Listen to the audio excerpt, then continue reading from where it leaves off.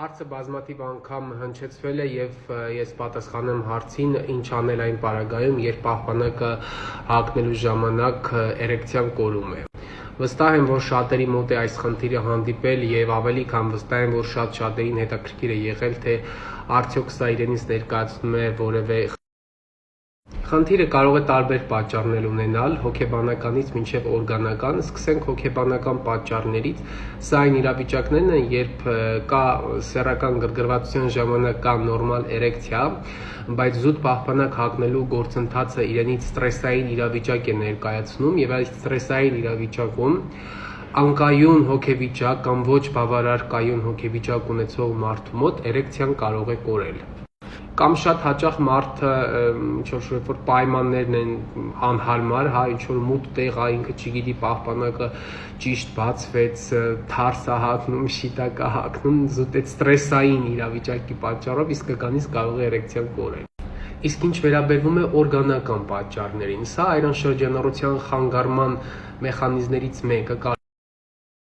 Սա նշանակում է, որ եթե մենք ունենք այրան շրջանառության, նորմալ շրջանառությանը խանգարող որևէ հանգամանք, դա կլինի այրան խտության բարձրացումը, դա կլինի ճարպակալումը, որի հետևանքով անոթների ներսի պատերը խցանվում են, այս ամեն ինչի պատճառով սեռական օրգանը չունենալով բավարար արյունամատակարարում կարող է սեռական գրգռվածության ընթացքում մինչև սերմնաժայթքում լինելը էրեկցիայի կորուստ տեղի ունենալ։ Այստեղ ամենագլխավոր հարցն է պարզել պատճառը, որովհետև եթե մենք օրգանական պատճառ ունենք, սա արդեն պահանջում է